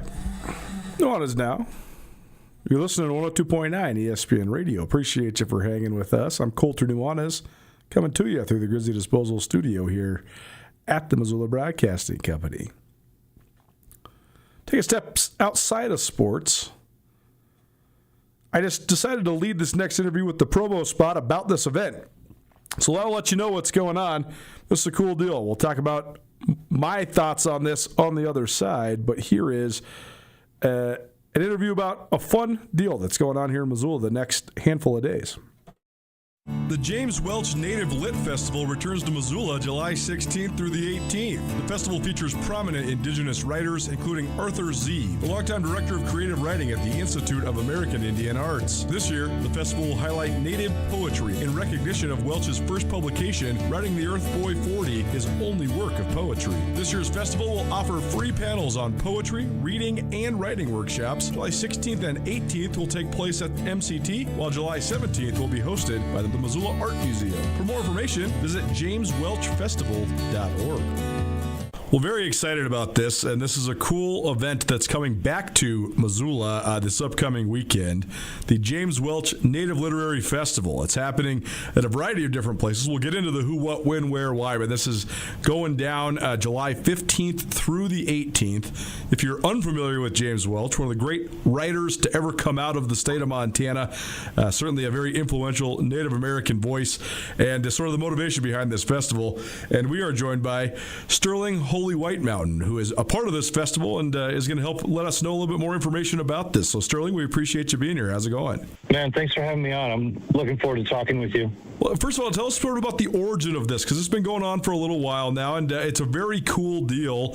And it's sort of an extension of Humanities Montana and a couple other different pursuits here. So tell us just about, broadly, this James Welch Native Literary Festival you guys have coming up here this week. I started a long time ago for me, man. I became aware at a certain point that the conversations that Native writers were having with each other, that we were having with each other, were not part of the public discourse at all. And I really wanted to see if there was a way to create a space where Native writers could speak publicly with each other in a way that was comfortable in front of anybody who felt like listening. Because I felt that conversation that we were having that was basically taking place, over lunch and at bars and on long car rides and that sort of thing, over text, over phone calls. I felt like that conversation was valuable enough that it should be public. And, but that started many years ago, and I first tried to do something like this at Blackfeet Community College in Browning, and I couldn't make it work. And then a few years ago, we were able to get it to go here in Missoula, and it was fantastic. Well, so cool, and certainly happy to help you guys share the message here, because I think this is going to be a very educational and cool week for people that are engaged in any sort of literary pursuit. I know there's a poetry angle here as well.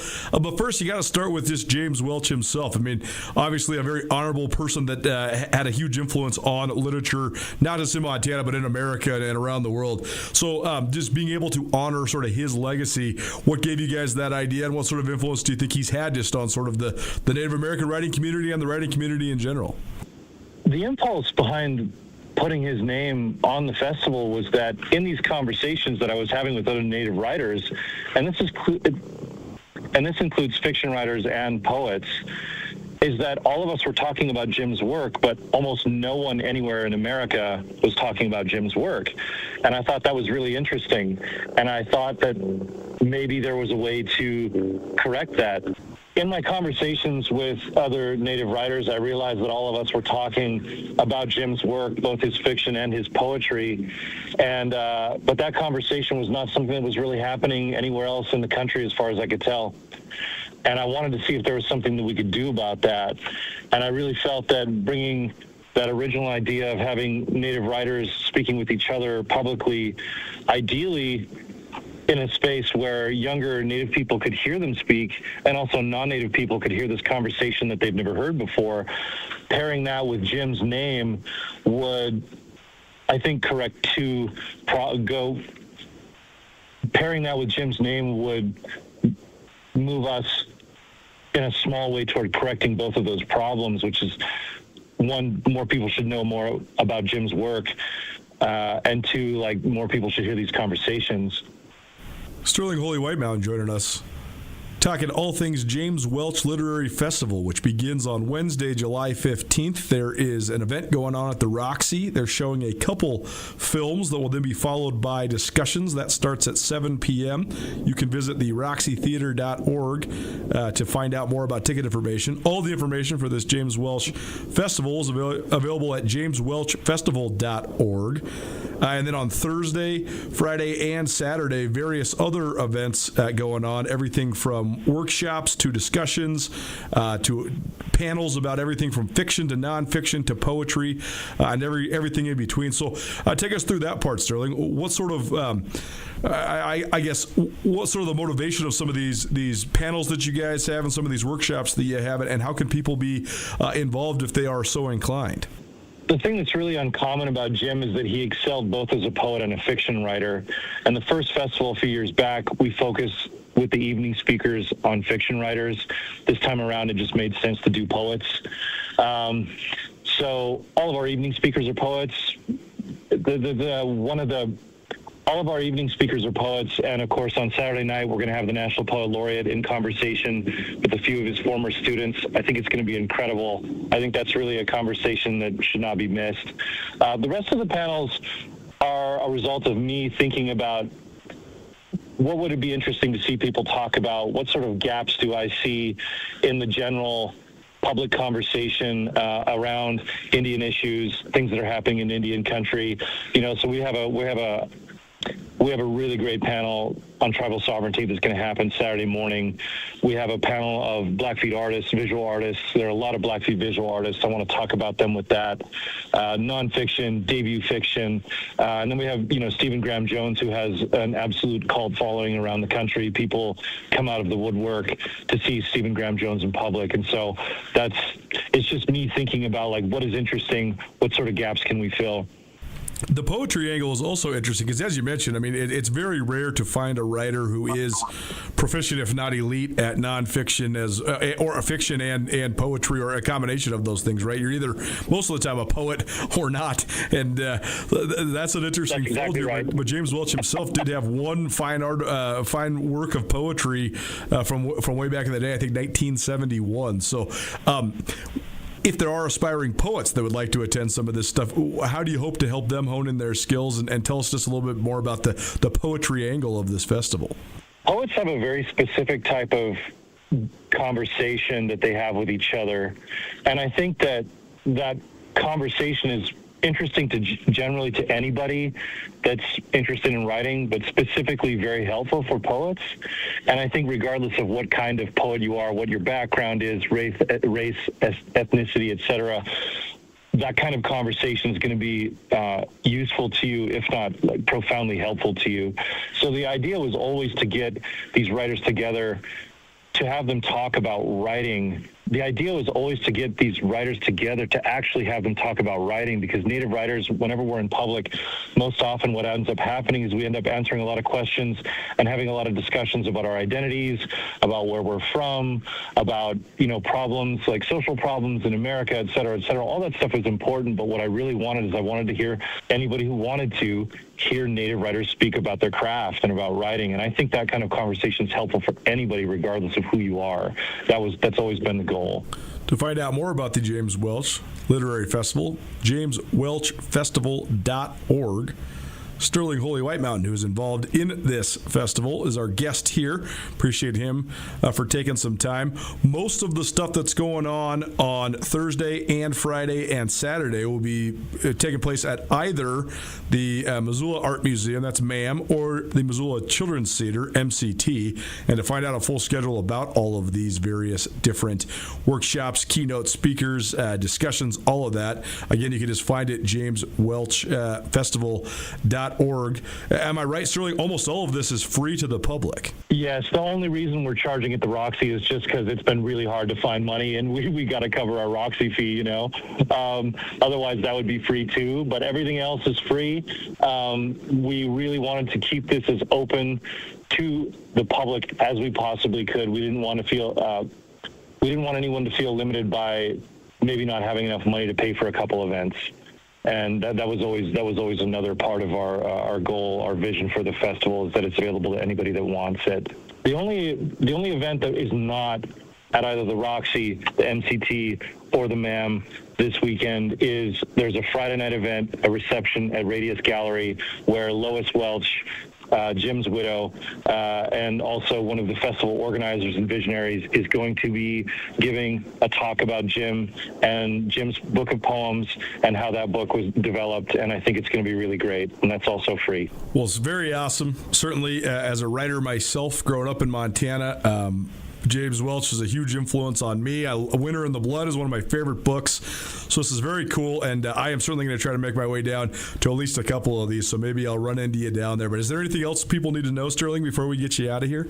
The one thing that I hope people really get out of this is that I just hope they enjoy themselves. That's always like the ultimate goal, is for this to be both informative and just a really good experience for everybody involved, the writers and the festival attendees. That's been the vision from the beginning, is I just want people to come away from it with good feelings. So I hope people can come down and have that experience. Well, very good. JamesWelchFestival.org if you'd like to find out more. And Sterling, we appreciate you for hanging out with us for a couple of minutes. Thanks so much, and good luck this week. Thank you so much, man.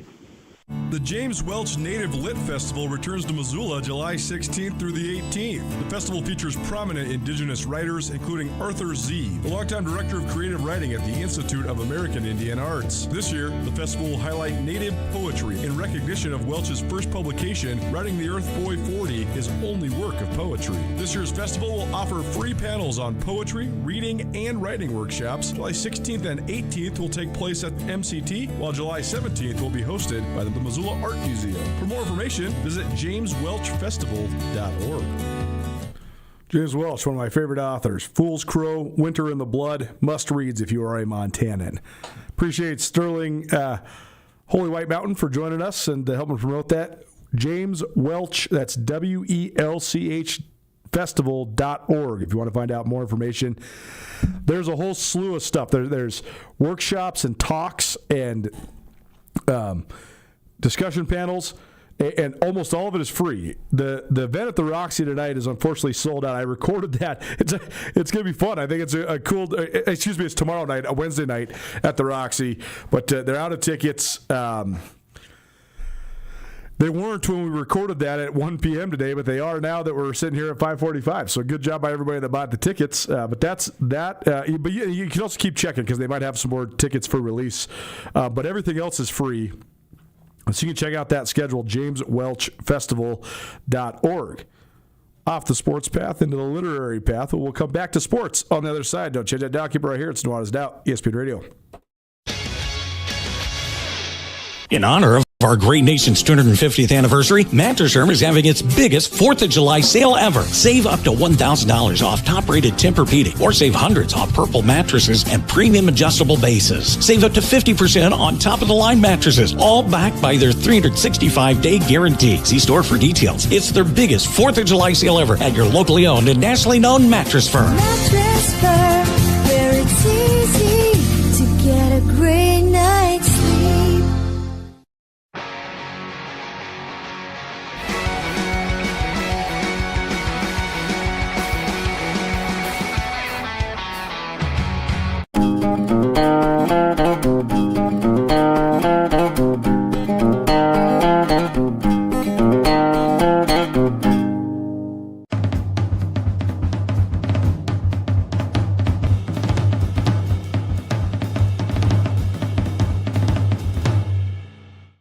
Les Schwab changed the tire game more than 70 years ago. Today, we still believe you should get more from less. Like more hustle, less hassle. More of the best service around, less of the runaround. Because we include America's best tire warranty in every tire we sell. So you get more unbeatable warranty, less charging you extra. It's why we're more than proud to say, you get more from less.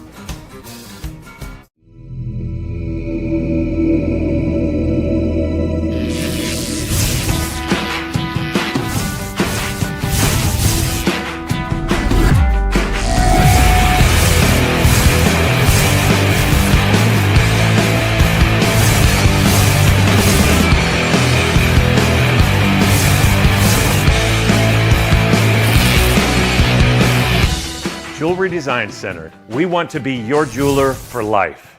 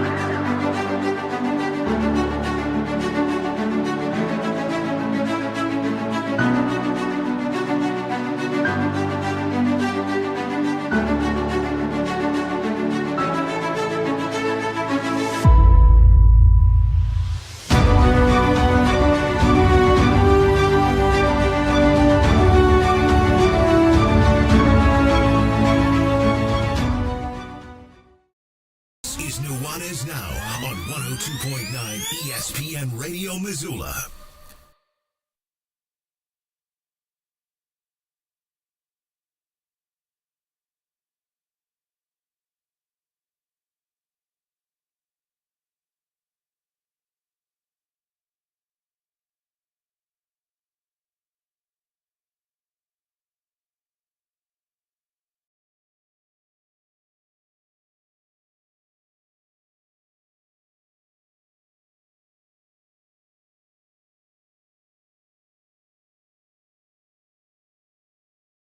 Welcome back.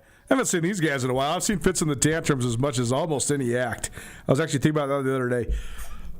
The number one most seen artist I've seen, this is actually funny, is Atmosphere, the hip-hop group. It's not that I dislike that. I love Atmosphere. I wouldn't rank them in like my top 10 or top 20 artists, though. They just have come through Missoula and through Montana so often. And it's always just an accessible concert at the Wilma, and I've just seen it a whole bunch of times, and I really like them.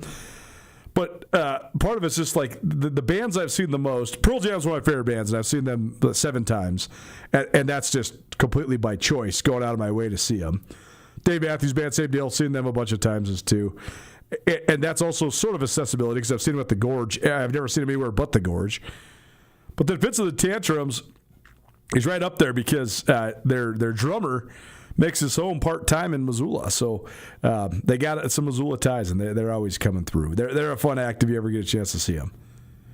Appreciate you for hanging here on Nuanez Now. We've talked everything from soccer to Kevin Durant's legacy to the World Cup and Grizz soccer, Big Sky Conference football, FCS football with the All-American lists coming out, Rick Ogle, the Montana Pro Football Hall of Fame, a whole bunch of other stuff. If you missed any of it on the show so far today, you can find it on the Nuanez Now podcast, which is available on all your various podcast hosting platforms. Please rate, review, subscribe. Spain was the number 3 team in the world coming into the World Cup match this afternoon with France, but France was number 1. So the spin out of this is equally that Spain played brilliantly and they're into the World Cup final for the first time since 2010, but also what the heck happened to the French? Like the French they were trying to become the first team in 25 years to go to 3 straight World Cup finals and just the 3rd team ever. So the headlines are not even quite as congratulatory in favor of Spain as they are critical to France. On ESPN.com, the main headline says, World Cup favorites France unravel as Spain books a spot in the final with ease. The subhead, Spain sealed their place in the 2026 World Final, but why did France collapse so easily? Second leading headline, Kylian Mbappe critical of tactics and loss by sloppy France. So this is sort of like when the big, like this is sort of like when you blow the 28-3 lead or when the big dog gets upset in the Super Bowl or whatever. People are equally as impressed with Spain, but also thinking, like, what the heck happened to the French? How the heck did they not even score? This was supposed to be, France was a slight favorite in this, but most pundits said this was going to be a back and forth. And Spain just dominated the game. They dominated the possession. They got out early. They scored in the 19th minute after a penalty spot. And there was just a ton of mistakes. Soccer and football are the two sports where if you don't execute right and you get out schemed and one team plays well and the other team plays bad, you could just you don't have to know anything about soccer to know that one of the 2 teams you watched this afternoon played great. That's Spain. The other team played terrible. That's France.